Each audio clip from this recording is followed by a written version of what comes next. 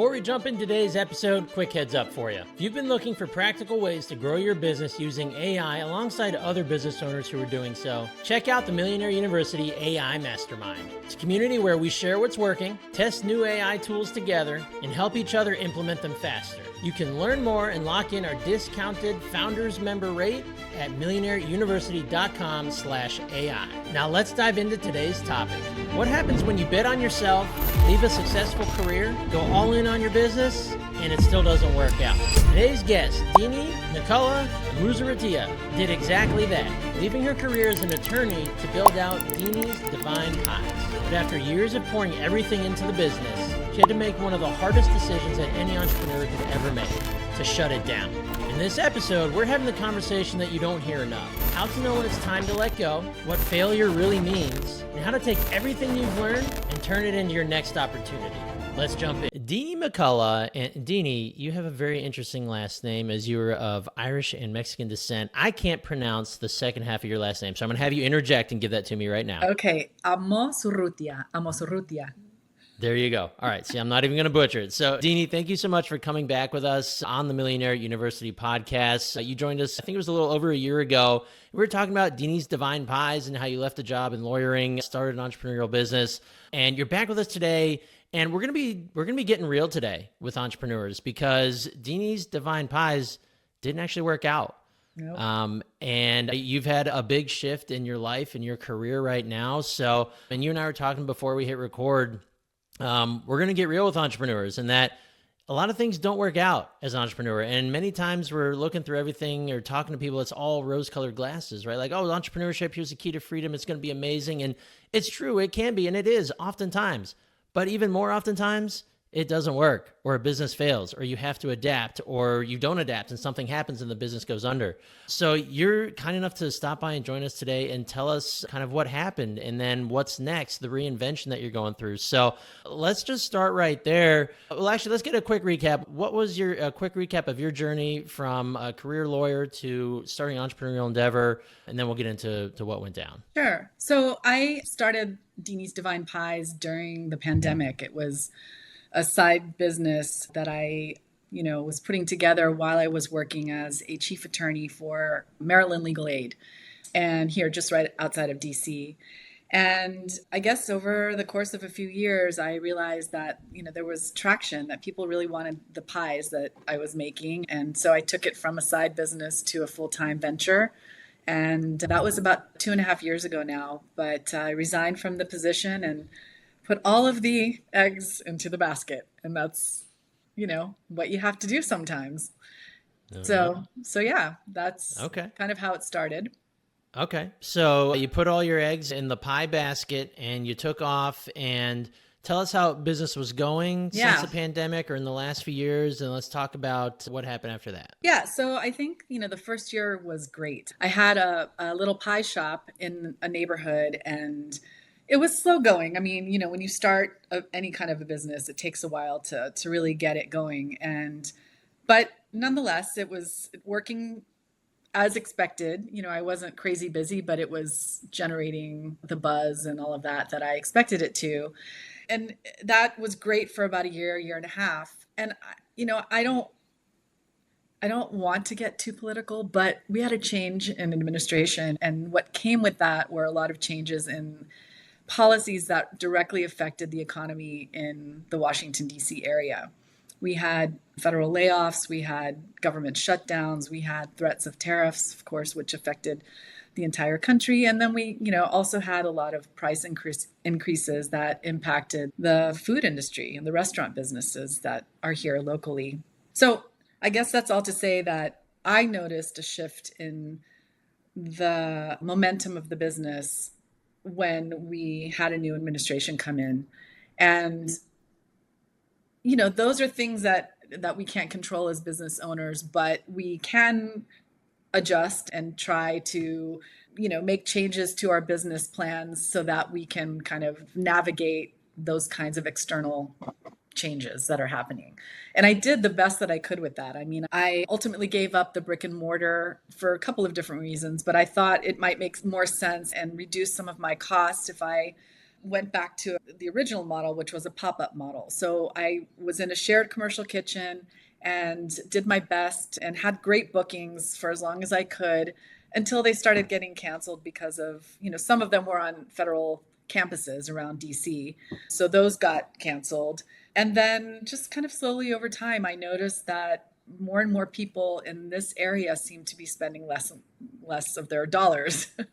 And I think, that is probably true across the country as prices have gone up overall. I think people are they're not spending as much money on luxury things or things that are really not essential. And while, you and I can agree that a pie really is an essential thing to have in your kitchen or on your dining room table, it's an extra. And, the pies that we were making were handcrafted using premium ingredients. And, I think there were a combination of things that sort of led to the business slowing down. And over time, I was struggling more and more to sustain it. So this was probably, you said around like 23, 24, and then in the last year or so. So was it kind of that you noticed the headwinds, people are spending less on luxury items or, luxury catering or food, if you will. And then so you noticed a slowdown. At that point in your mind, was it time to invest in the business in terms of hey, might be slowing down, but maybe we need to tell more people we exist? Or was it more so like pulling back on the purse strings? Well, it was a little combination. It was a combination of both. And I did have, I did invest my own money, and I also had family investors. And, I think everybody really believed in the product. I think the family who invested were not just investing in the company, but they were investing in me. And, I think also as that was occurring, I was thinking about, what can I do to make this a little bit, if we're heading into a recession, for example, or if the things that are happening in the local economy are going to get worse, what can I do to adjust the model so that I can weather that? Maybe I'm not going to, be very profitable, but I can weather the storm until things change again. So in addition to getting some investors, I also really started to focus on some wholesale opportunities. I had initial conversations with Whole Foods even. I shipped samples out to them. I, had good conversations with people who I think really, really appreciated the product, but for whatever reason, things didn't really align. So scaling in that wholesale direction didn't happen. I had some big commercial clients or customers, and I got to do a lot of really cool caterings. And, I did a wedding at the British Embassy. I had a big global IT company hired me to do their Pi Day, festival and things like that. So there were really cool things that were happening, but that, as you're diversifying the income stream for the business, it, I don't know, it just didn't work for me because I think in part, my expenses and the costs of hiring people were so high that I couldn't calibrate it correctly. And then this year, it got to the point where I really had to cut costs and I had to let my staff go. So I kind of slowly whittled down to one part-time employee. And that resulted in me, I was already doing everything. But when that happened, I was really doing everything. I mean, I was making the pies, I was getting the customers, I was getting the catering gigs, I was doing the social media, all of it. And I had an opportunity to do a pop-up, sort of a semi-permanent pop-up cafe in a little town here called Bethesda, which back in the day was kind of a hub for restaurants, but the whole area has been hit hard. So many small businesses in that little town have started to close. But anyway, I had a pop-up opportunity there that was semi-permanent. I thought that would be the game changer. And it really wasn't. And so it was just so much work, and I couldn't imagine, the 15-hour days on my feet in perpetuity. I thought this is not working, and I have to kind of be honest with myself about it and let it go. And that's a very difficult thing to do when you've put everything into your business. Yeah. So how did you avoid, or did you avoid kind of I guess maybe the sunken cost fallacy, right? Like you get to this point, you're like, I've done so much, I've put so much into this, family members have invested in me. I can't let them down. But also there's a time to have a smart pivot or make smart choices. And like you said, just be real with yourself. So what was that moment like for you? That stretch of time? Well, I think starting about a good year before, I was part of a small business cohort. I was invited to be in this cohort by my local town government. And so that was really great. I learned so much and had many conversations with the coach who was a part of that, and talked, I could kind of see that things were starting to get hard. And I think that was the summer of 2025. And I remember the coach saying, you can't really have a plan B. You have to really kind of go on as if there's no other option. And I think that's okay advice, and maybe it's great advice. I don't know. But I think that it's okay also to think about, failure, or things not working the way you need them to or want them to, and allowing yourself to sort of go through that might be a better exercise than convincing yourself that there's no plan B. So as far as, I'm not sure I'm answering your question very well, but I think what you're asking me is, at what point did I sort of see the writing on the wall, maybe? Is that what you're asking? Yeah. I think the writing started to be on the wall about a year and a half ago during that summer, but I didn't want to read it. And so I kind of went ahead as if I was going to make it work somehow, some way, no matter what. And, that's great. It's, I think you want that kind of effort when you're a small business owner. And also, I think it's important to temper that with some, real talk with yourself about what's achievable. Yeah, well, and you touched on it too, saying that the advice was that there's no plan B and you have to approach it as such. And it's funny because I've said that about myself multiple times on many other podcasts, where when I started what I'm doing, I said there's no plan B, I'm burning the boats, there's no going back. And while that's true, there's always, if there needs to be, you will discover a plan B. And you don't even have to call it a plan B. It'll be something else. If the first thing doesn't work, you will find a way to adapt, or you will, you could go back to what you're doing. Like it's not that if your business fails, it's like, oh, I'm just going to go crawl in a hole and you can pile the dirt on. Like, it doesn't work that way. Right. There's always going to be the next thing that you need to go do, because Right. everybody's got to produce if you want to live a good life. So that's a great point you're making, is that, well, that's a really, and this varies by person and by entrepreneur, of course, but there's so far that you can take that, and there's so far that you can't take that. And I think that's what you're saying, is that there is going to be a plan B, and you already have one. We're going to talk about that next, but you don't even really have to label it as a plan B. It's just, this is the pivot. This is the next thing. Right. And I think, there's so much material out there. There are so many interviews, and you can, talk to entrepreneurs and read their books. And there's a lot about launching, a lot about how you, execute on your creative ideas. And that's excellent.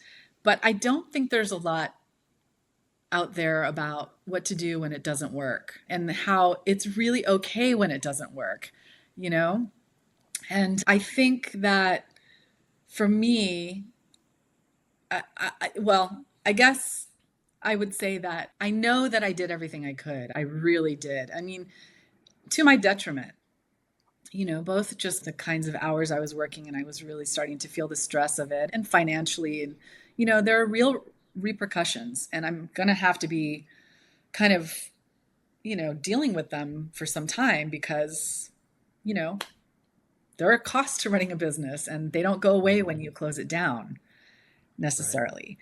Right. And so, I think that I've written a little bit about this, but I think there's a certain amount of grieving that takes place when you realize that you're going to have to close something that you've put everything into. And not only that, I mean, for me, it was this project, or this business, was really at the core of it was community and all the connections I made to the community and the friends that I'm now, still connected to.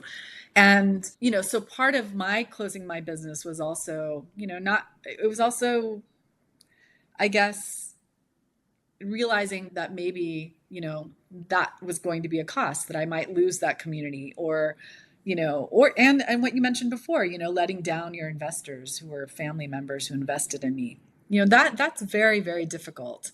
And I don't want to minimize that. But I also think that there is opportunity in something not working out. I keep resisting the word failure because I don't think it's a failure. I think what I did was really big, and I think it took a lot of guts, and I'm really proud of myself for taking the risk and, and seeing it through. And I don't know that I've ever any former bosses hopefully are not listening to this, but I don't know that I ever have poured so much of myself into my work before. And I just know that I just don't have regrets about it in terms of that. Mm-hmm. So, I think those are the conversations that are really important for new entrepreneurs to be having alongside the ones where they're getting all this advice about launching something new. Right. Well, and I think I'm a believer in that the only time you can truly fail is either if you quit, or if you don't learn from your experience. Right. Because quitting is just like, I'm done. I didn't learn anything. This was stupid, versus, okay, this didn't work. And why didn't it work? Right. Or what could we have done? Or this is the way to not do something, or this is the business to not be in, or that, insert any phrase there. How do we avoid that and do the next thing, right? That's learning from a supposed failure. Yeah. Right. But if you just ignore that and you're just done, you're out, I don't care, blah, blah, blah, I would consider that a failure. So obviously what you're doing here with your mindset, I totally agree with, is it's not a failure. You learned what went down, and it's a pivot point. It's reframing, you're starting over into a deliberate move. So, okay. So the writing was on the wall about 1.5 years ago. When you started seeing that, things are getting a little hairy, was it purely just a loss of revenue, or was there, I know you'd mentioned like increased costs. How many employees or folks working with you did you have, I guess, at the peak? Yeah, at the peak, about 6. And 6, okay. Yeah. So that's a lot of responsibility too. You got to have, the revenue's got to be coming in to cover, that's kind of the first thing, is like, got to cover overhead, right? Mm-hmm. Payroll's got to be covered. Yep. Did you consider, were there any pivots that you made in the business? Be like, okay, the writing's on the wall a little bit. I see it's written in dry erase marker. We could maybe still salvage this. Did you make a pivot in terms of products, or in terms of like the supply, like changing what you use, or like branching into cookies or something? Was there any thoughts or practices that you put in play to try and mitigate it? Yeah, I mean, all of that. I explored all of that. I did start making cookies. Oh, okay. I did do other things. I thought about another product line where I would, I'd sell the mixes for the pie dough and the different ones that I'd created over the years. I mean, there's the regular pie dough. There was a lemon lavender pie crust I did, a chocolate pie crust. And I thought, well, wouldn't it be cool to do that, to sell those? And, you can ship those, you can go national with something like that. And I think, by the time, and there were other ideas about, pie kits on the holidays, putting together something in a beautiful box, having everything pretty much ready to go so that families could purchase this thing that would have the rolled out dough. I would often do these hearts were kind of the signature on the pies. So I would provide those, or a cookie cutter to make the hearts, and, maybe a recipe for a fruit filling, and then whatever. I mean, I had these ideas. I had them all along. I think part of what I was a little challenging for me was staying focused. And I do remember in the beginning, I think I drove my assistants a little crazy because I had ideas constantly. And so I was always sort of, well, we're going to make this kind of pie, and how about this one? And I was inventing things all the time, and I really made them a little nuts. And then I realized as I went along, to your point, or to your question, I started to really focus on my core pie flavors. And also while I was having these ideas about pie kits and other things, I told myself that's got to come later when I'm stable, when things are really starting to take off. It was challenging for me, and I don't know if it's the right thing or not, to think about launching new product lines when I was kind of in survival mode. But I did try, and I did think about those things. And by the time I, was really desperate to save the business, I didn't have the bandwidth to execute on those ideas. I talked to my investor about the pie mix, the dough, the dough mix idea, and we all loved it, but I just didn't have the energy anymore to make it work, sadly. Well, that'd be like opening a whole new business. A lot of people, a lot of entrepreneurs, young entrepreneurs, you might think like, well, we can just pivot into this and it'll be easy. No, there's a million and one things that go into opening a new line of business within your company. Like if you're going into, selling the doughs, you got to think about, okay, how do we package the doughs? We've got to go get a packaging supplier. We've got to fit the right amount in.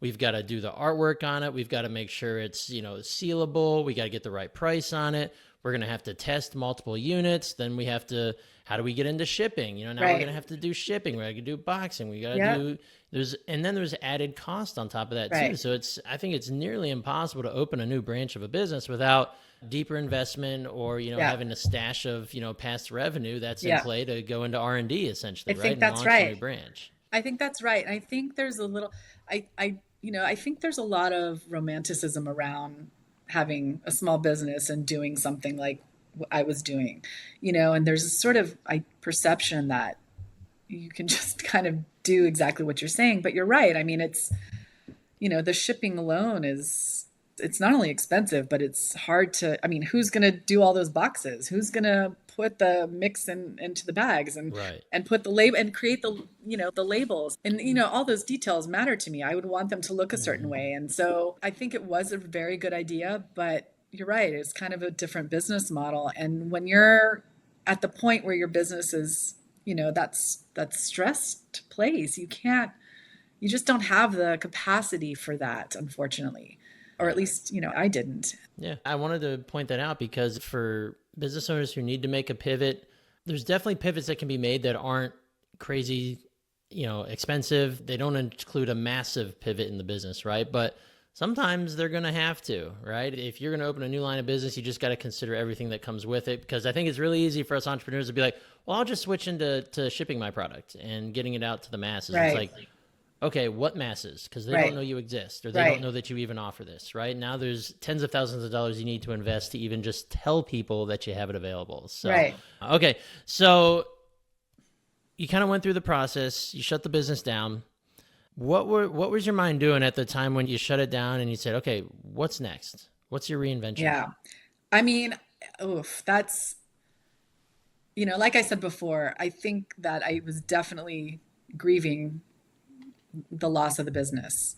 And I'm just kind of wired in this way where I don't like to get too stuck in life, And so I think my coping mechanism is to start the wheels turning again.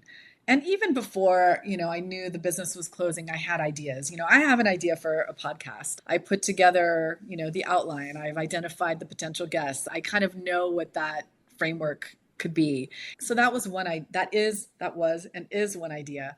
And, I have other ideas for storytelling around the experience of having and losing my own business. I have ideas for a book that, may or may not come to be, but those things, I think, as I knew, as I was winding down the business and I knew this was done, I was already starting to really think about those ideas that I'd kind of had in the back of my mind for a while. And I think the reason is because I created this brand that I really love. I think it goes back to the community piece and, the connections that I think people felt when they shared the pies and looked at the pies and bought the pies. It made people feel good. And I used to tell people also, it was so different from lawyering in the sense that, when you're an attorney, you're really negotiating conflicts between people. And, making something delicious and beautiful is not about conflict. Conflict is not at the core of that, It's love and joy and, I don't know, just being with other people. And as I was thinking about closing the business, I just wanted to figure out a way to keep that momentum or to keep that kind of brand going. And so that's why I was thinking, I've been thinking about a podcast and or a book. And I think those things could come to pass, but now is not the time. Because as I think part of the transition away from the business is, right now I've gone back to practicing law, so that's what I'm doing. And I'm also making a big move across the country. And I'm excited about that because I think that there are going to be opportunities there for me to kind of thread together all of the things that I really love and am interested in. So art, the writing, perhaps the podcast and advocacy. And I'm happy to tell you a little bit about that. But, those are the things that I started to think about toward the end of the business and then have spent really all summer metabolizing. And so now I'm starting to take some steps in that direction. Okay, very cool. Where across the country are you headed to? So I'm headed to Los Angeles. And I have a lot of family there. I have a decent network of people that, both on the kind of art and cultural side and then on the legal side. And I think, I guess, and also my two sons have just gone off to college and, it's an opportunity. I see opportunity to do some reinventing, and that's my mindset. And, I'm excited about being in a new city, and I've been there many, many times, but I just feel like there's something about Los Angeles that lends itself to exploring all of those threads I mentioned. And maybe I can braid them together and, create something really exciting there. Very cool. So I guess, how do you approach it? And you mentioned, a podcast possibility, maybe a book, things in the arts world, law, you've got a lot that's going for you. How do you manage in your head right now, kind of resisting the temptation or, maybe shiny object syndrome? Not to say that any of those are shiny object, but there's a few different options that you've been mulling over. How do you personally attack that where you say, okay, how do I know if this is right for me? Right. Or what are the type of practices you do, whether it's in your head or out in the world physically, to maybe validate one or all of those? I love that question. I'm not sure I've thought about that actually, but I think part of it is kind of understanding that there's a time, to explore and execute on an idea. And as I mentioned, while I've been having some of these ideas for a little while, because also, the pie company was always about telling a story. That I think is very clear if you see the things that I did on Instagram and, the kinds of, relationships I developed with people in the community and other small business owners and things like that. Storytelling is at the core of that particular business. And maybe it is for many others. We talk a lot about storytelling now in corporate America. I think, people use it as a euphemism for marketing. So it's not just about the marketing. There's something about telling a story, that resonates with people. And I think that my business did that. So these ideas that I've mentioned, the podcast and a book, those are real outgrowths of that work, I think. So I think one is kind of understanding that I could have an idea of, I move across the globe and, start some other thing, which would kind of be out of the blue and out of context. And I think that's kind of the shiny object thing. It could be a hasty decision. Yeah, but I think the having ideas that are outgrowths of something that didn't work is I don't see those as shiny objects so much. I see them as, just something that, I guess I see them as opportunities to build on what I spent a lot of effort building. And at the same time, understanding that I have to position myself before I can start really doing the work of those other projects. So I think guarding the ideas, continuing to think about them as I'm, making these transitions back to the legal world, moving to another city, now is not the time to execute on those ideas. Mm-hmm. So do you feel a sense of urgency internally to be like, okay, I did this, it didn't work. I should go do the next thing because that's deep down what I want to do. Are you battling with that? Or is it more of are you at a place where it's like, it's okay, I'm gonna sit on it for a while. I'm gonna let it bake in the oven for a little bit, for pun intended. Or are you battling back feelings of, I got to go do the next thing? I think I was initially, throughout the month of June when I was winding down the business, I think I did feel that pressure. I don't feel that pressure right now because it's just, I have somehow arrived. I mean, I've lost some followers on Instagram, people as soon as the business closed, Of course. unfollow, and who cares, whatever, it's fine. Right. But also I have had a lot of, customers reach out and send me amazing messages, and they're following me on my other Instagram channel, which is really more about my own personal story and art and other things like that.